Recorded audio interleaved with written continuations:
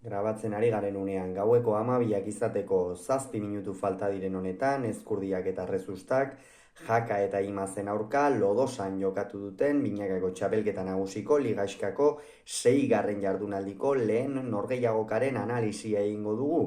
Ezkurdia eta Rezusta ziren favorito eta ez dute pronostikoetan utzik egin 22 eta 21 irabazi baitiete esan bezala Jaka eta Imazei partida oso gogor batean. Gogora ezagun, Ezkurdiak eta Rezustak eguberri egunez asteazkenean irabazi egin zietela 22 eta 15 emaitzarekin Artola eta Mari Ezkurrenari, aldiz Jakak eta Imazek galdu egin zuten Elordi eta Zabaletaren aurka, beraz, bi bikoteen dinamikak oso desberdinak ziren gaurko norgehiagoka honetarako. Partida hasieran Jaka eta Imaz hasi dira nagusitzen, Beñat Rezustak pilota garbi bat galdu du eta hori ere albiste izan da, txapelketa honetan zehar oso erregular eta zuzen jokatzen ari baitzen Bergararra, baina partida hasiera ez du ona izan, Josebak ere ez eta Jaka hasi da, joko bolada oso oparoarekin gerora baina, 11 eta hutseko partziala egin dute Ezkurdiak eta Rezustak, eta hemen batez ere Joseba Ezkurdia nabarmendu behar da. Esaten ari gara, behin eta berriz, nola lauterdiko txapelketa horretan kolpe gogorra hartu zuen, Iñaki Artolaren aurka final 8 partida horretan gainera lehiakor izan gabe kalera joan zen, eta hori askotan are mingarriagoa izaten da galtzea baino lehiakorrez izatea, Ezkurdiak orduko hartan ez zuen lehiakor izaterik lortu, baina binakako txapelketak oso puntu honean harrapatu du Arbizuarra, eta hori erakusten ari da, ikusten dugu gainera nola Beñati asko laguntzen dion, badaki Rezustakia pilotakada guztiak ezkerrez jotzen dituela eta horretarako gaitasuna eta ahala badu Ezkurdiak horrietan laguntzeko, pilota txarrak kentzeko, askotan Rezusta kantxara sartzen denean eta justu oraindik bere lekua hartu ez duenean eta Josebak horretan ere asko laguntzen dio, eta benetan Ezkurdia egiten ari den lana oso aipagarria eta horrez gain tantoak amaitzen ari da. Boleaz gaur etekin handia atera dio, Jakak asko sufritu du defentsan, Ander Rimazek ere, 11 eta hutseko partzial horretan Beñat Rezusta erabat nagusitzen hasi baita atzeko kuadro horietan, eta gero gainera Josebak bukatu egiten zuen aurrean. Boleaz, bizioaz edo ezker gantxoaren bidez ere, min ikeragarria egin du. 12 eta 7 iritsi dira honen bestez lehen etenaldira, egia da gero beste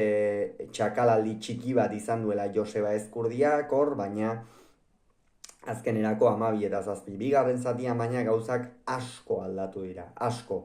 12 eta 7ko horren ostean, gero Jakak eta Imazek beste itxura bat eman dute. Batez ere, Erik Jakak, Ander Rimazek egonkorrantxean jarraitu du, egia da hor partida hasieran 3 bat pilota edo galdu dituela, pare basake behar bada eramatekoak, Josebak nahastu dituenak, baina orokorrean fin jokatzen ari zen eta bigarren zatian are finago aritu da. Hor 18 eta 16 iritsi dira aurretik Ezkurdia eta Rezusta, baina jada egoera beste bat zen, atzean indarrak askoz ere berdinduago zeuden, Joseba ez zegoen partida hasierako distirarekin, pilotak ere jaitsi egin dira eta horrek eriki are abagune gehiago ekarri dizkio, Beñati askoz ere gehiago kostatu zaiolako pilota atzeko kuadro horietatik kentzea, eta Jaka bezalako pilotarientzat Rezusta bezalakoak askotan oso deserosoak izan ohi dira ez, pilotak ezkerrez jotzen dituzte eta ezkerrak beti askoz ere gehiago nahasten du aurkaria, aurrelaria, eta baina Jakari gaurkoan bigarren zatian mintzat ez zaio halakorik pasa eta zituen abaguneak bikain baliatu ditu.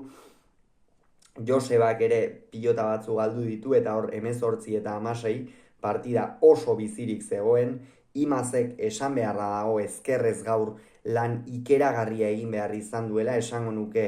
aspaldi honetan gehien lan egin behar izan duen eguna gaurkoa izan dela ezkerrez, baina ere oso ongi moldatu da,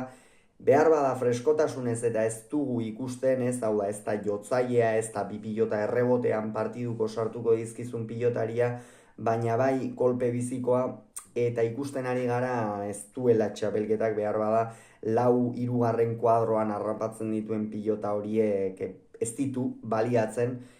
urrun jartzeko, eta horrek noski jakari aukerak murriztu egiten dizkio, ezta. Gerora baina 20 eta 16 jarri dira, eta hor bazirudien jada partida amaitua zegoela, baina ez, jakak jarraitu du errematatzen, azkenera arte burrukatu dute, hor 19 eta 20 zioa zela Imazek pekatu larri xamar bat egin du, kasu honetan pilota lurrera bota, eta hortikan aurrera, 20 bana berdindu dute,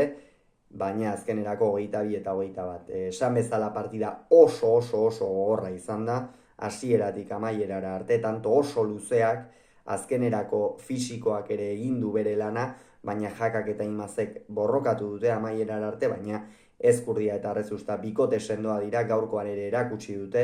eta ara non sailkapenaren goi kaldean dauden 6tik 6 partida irabazi da. Ikeragarrizko zifrak dira, beste partida bat irabaztearekin jada nahikoa lukete playoffetan sailkatzeko noski, baina sailkapen zuzena erabat edukitzeko edo sailkapen zuzen hori lortzeko hautagai nagusienak hauek dira une honetan, Ezkurdia eta Errezusta. Ez dute jaisten partida batzuetan gehiago sufritzen, beste batzuetan gutxiago, gaurkoan asko sufritu dute, baina 22 iristen ari dira, irabaztaile daude, eta horixe da albiste. Hauxe beraz esan beharreko, aurrengoan gehiago izango zuen, bitartean izan, agur.